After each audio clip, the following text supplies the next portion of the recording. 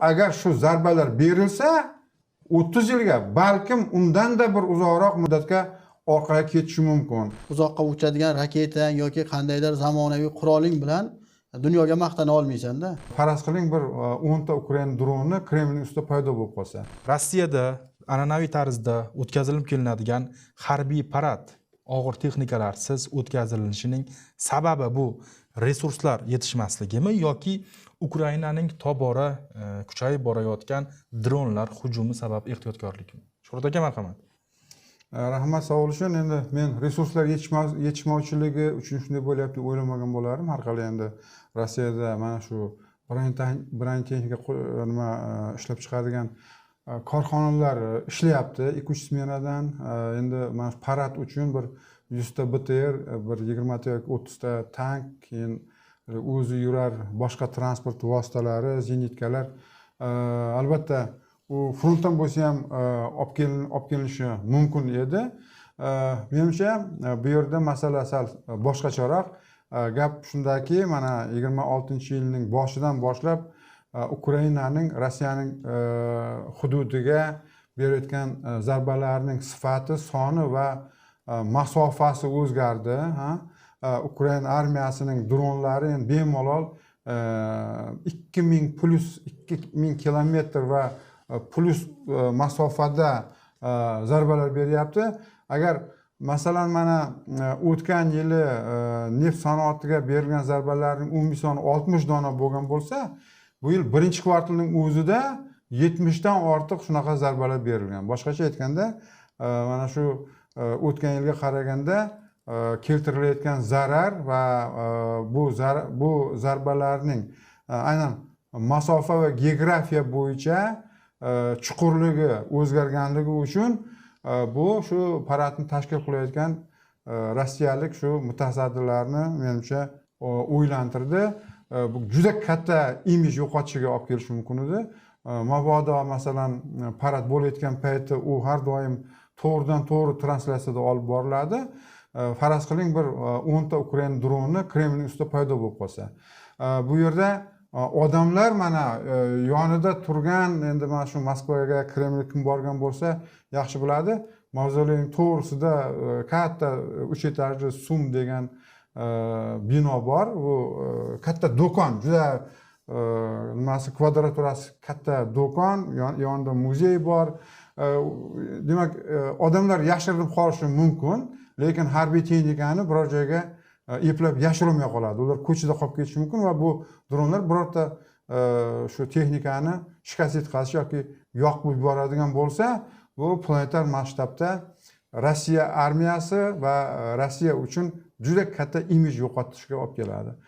Menimcha mana shu asosiy motiv aynan shu bo'lishi kerak. Rahmat. Oybek, qanday fikrdasiz? Mana Shuhrat aka fikrlariga qo'shilaman. Bu yerda asosiy e'tibor xavfsizlikka qaratilyapti va keyingi davrda urushda fondida dronlarni o'sha imkoniyatlari kengayganligi, raketa zarbalari zarbalari berish imkoniyati paydo bo'lganligi nuqtai nazardan mana shunday bir choralar ko'rish mumkin. Mana hattoki bir kun 2 kun oldin o'zi parad bo'ladimi, bo'lmaydimi degan masala ham kun tartibiga qo'yilgan edi. Mana hozir bugun adashmasam shunday ma'lumotlar chiqyaptiki, albatta harbiy parad bo'ladi, faqatgina og'ir harbiy texnikalarsiz degan fikr bildirilyapti. Endi umuman bu 30 yil mobaynida bu parad doimiy ravishda o'tkazib kelingan va qaysidir ma'noda bu Putin boshchiligidagi rejimning asosiy bir siyosiy mafkurasini bir bezagiga ko'z qiladigan bir muhim jihatiga aylanib bo'lgan va shu nuqtai nazardan paradni o'tkazmaslik ham ularning imijiga juda salbiy ta'sir ko'rsatishi mumkin edi. Lekin o'tkazib yuqorida Shuhrat aka aytganlaridek masalan jiddiy muammolar bo'lsa, u Rossiya reputatsiyasiga o'ziga xos bir salbiy ta'sir ko'rsatishi mumkin edi. Balki mana shularni inobatga olib hozir parad bo'ladi, faqatgina o'sha asosiy harbiy texnikalarsiz degan bir to'xtamga kelgan bo'lishi mumkin. Shu qo'shimcha Oybek akaning gapiga, bu parad endi Oybek aka siz eslaysizmi yo'qmi, shu Sovet davrida katta bo'lgan avlod yaxshi eslaydi. 9-mayda SSR payti o'zi harbiy paradlar o'tkazilmas edi. O'zimiz ham shu bir o'spirin sifatida, keyin mana haligi oliy ta'limda bir talaba sifatida juda yaxshi eslaymiz. 9-may bu mehnatkashlar, xalqaro mehnatkashlar bayrami deb nomlanib, g'alaba bayrami deb nishonlanar edi. 1-may xalqaro mehnatkashlar bayrami, 9-may g'alaba bayrami deb nishonlanar edi, lekin harbiy parad yo'q edi. Harbiy parad. Mana tuman markazlarida, haligi Dasafda motorollerlar, mototsikllar yurar edi. O'sha korxona tashkilotlar har bir shu viloyat markazi nimalarda ko'chaga chiqib demonstratsiya tarzida o'tkazilar edi. Shu raykom, obkom, partiya buning birinchi kotibi nutq so'zlar edi. Shu bilan keyin hamma tarqalib ketar edi. Buni aynan 9-mayda SSR tugagandan keyin bir o'tmishning SSR va Rossiya qudratining simvoli sifatida prezident Putinning o'zi shuni joriy qildi. Hatto Yeltsin davrida ham faqat yubiley paradi o'tkazilgan edi, yubiley. O'zi harbiy paradlar SSRda bor edi, lekin u 7-noyabrda o'tkaziladi. 7-noyabr bu o'sha yangi sana bo'yicha oktyabr revolyutsiyasi kuni, eski sana bo'yicha 25-oktyabr bo'lgan. Boshqacha aytganda shu Sovet davlatining tug'ilgan kuni sifatida. Endi harbiy paradlar o'sha Stalin davrida o'tkazilmagan, aynan 9-may va undan keyin Xrushchev davridan boshlangan sovuq urush avjiga chiqishi bilan bu tendensiya kuchayib borgan. 91-93-yillarda, ya'ni mustaqillikka erishgandan keyin o'tkazilmagan. Brejnev davrida boshlangan. Undan keyin xullas o'sha yubileydan boshlab muntazam Yeltsin davrida ham o'tkazib kelyapti. O'sha 95-yildan boshlab muntazam mana 30 yil mobaynida muntazam o'tkazib kelyapti va Putin davrida bunga alohida bir e'tibor qaratildi. Bu o'sha jahonga o'zini qurollarini, o'zini harbiy imkoniyatlarini ko'z qiladigan bir o'ziga xos bir mafkuraviy maydonga ham aylanib borganligini ta'kidlab o'tish mumkin. Propaganda instrumentiga aylantirdi. Propagandaning instrumentiga, Rossiyaning harbiy qudratini ko'z qiluvchi shunaqangi. Endi undan tashqari uzr Shuhrat aka, bu yerda masalan mehmonlar ham chaqirilar edi turli davlatlardan va bu ham o'sha bir rejimni mustahkamlaydigan, uni xayrixoh va legitimlikni mustahkamlaydigan bir o'ziga xos bir tadbir sifatida qayd etilayotgan edi. Shu nuqtai nazardan ham Putin davrida bu paraddan voz kechish hozircha imkonsiz. Va 2000 so'nggi marotaba o'sha 2007-yilda o'tkazilmagan ekan. Buning sababi Qizil maydondagi ta'mirlash ishlari va og'ir texnikalar mana shunday ta'mirlashga zarar yetmasligi nuqtai nazaridan ekan va 2008dan yana Vladimir Putin mana shu jarayonni boshlagan. To'g'ri, bu kuch namoyishi sifatida talqin qilinardi, lekin mana tanklar, zirhli texnikalarsiz. Bu degani endi avvalgi yillarga nisbatan ancha kamtarona yoki bo'lmasa aytaylik salohiyatini pastroq qilib ko'rsatadi. Buning o'zi ichki va tashqi auditoriya uchun qanday ta'sir qiladi degan masala. Hozir aytdik-ku, bu yo'q, ichki auditoriya uchun asosan. Yo'q, bu demak mana shu Putin Rossiyasi tomonidan tashqi aktorlarga ham harbiy qudratni bir ko'rsatuvchi, namoyish qiluvchi signal edi. Mana shu haligi bir mifologiya shakllandi. SSR payti SSR hech qachon o'zini, SSR armiyasi o'zini biz dunyodagi ikkinchi armiyamiz deb aytmasdi. Biz mana Amerika bilan paritetli armiyamiz deb aytilar edi. O'zimiz ham shu Sovet armiyasida xizmat qilganmiz.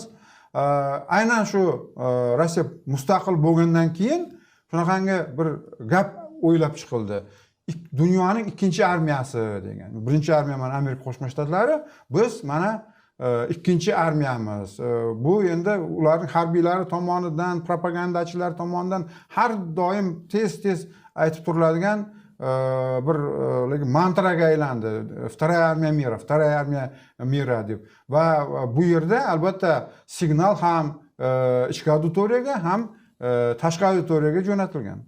Bu yerda endi boshqa bir masala ham borda.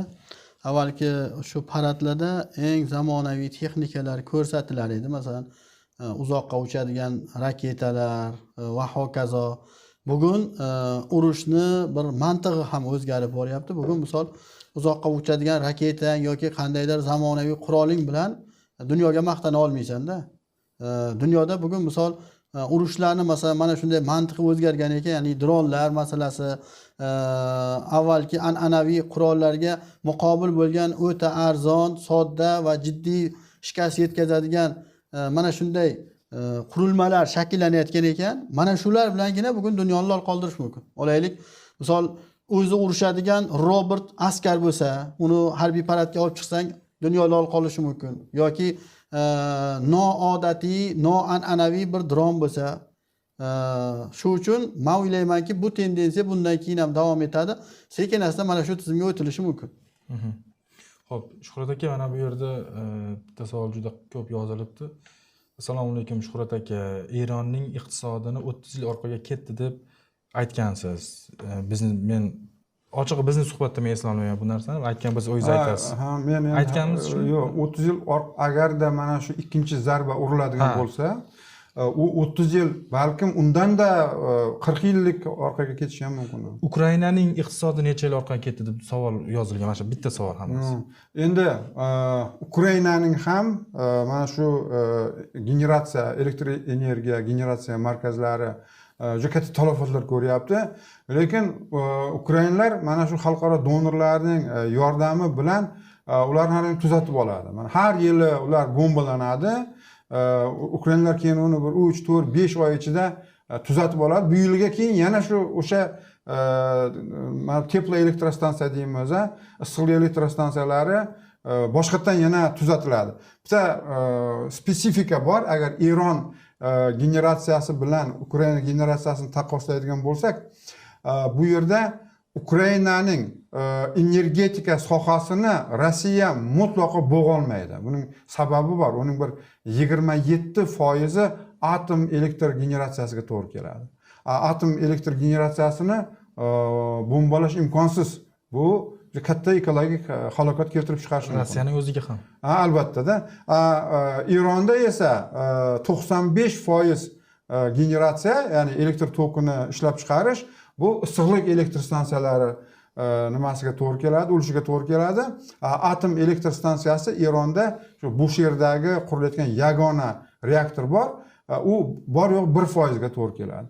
Shuning uchun men hech qachon 30 yilga orqaga ketib aytganim yo'q. Agar shu zarbalar berilsa, 30 yilga, balkim undanda bir uzoqroq muddatga orqaga ketishi mumkin.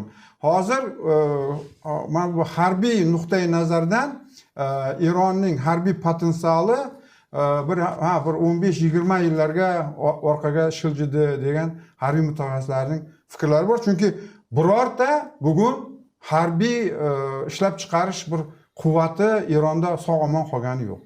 Yana bir tomoshabinlarga jami mana shu 40 kunlik jangda 14,000 dona samolyotda vылет bo'ldi. 14,000 dona. Har bitta samolyot 10 tonna yuk oladi. Zarbalarni aytyapsiz. Ha, albatta. Endi 14,000 ni 10 tonnaga ko'paytirsangiz, qanday halokatli zarbalar Eronga yo'naltirilganligini o'zingiz ham shu matematik hisoblab olishingiz mumkin. Va Eron va mana yuqorida aytib o'tildi, Ukrainaning farqida Ukrainaga doimiy katta miqdorda hamkorlari, homiylari, koalitsiya yordam berib turibdi. Xo'p, aynan mana shu iqtisod, infrastrukturani qayta tiklash uchun Yaponiyaning o'zi urush boshlangandan beri 10 milliard dollardan ko'proq yordam berdi. Faqat Yaponiyaning o'zi. O'tgan yili 5 milliard bergan.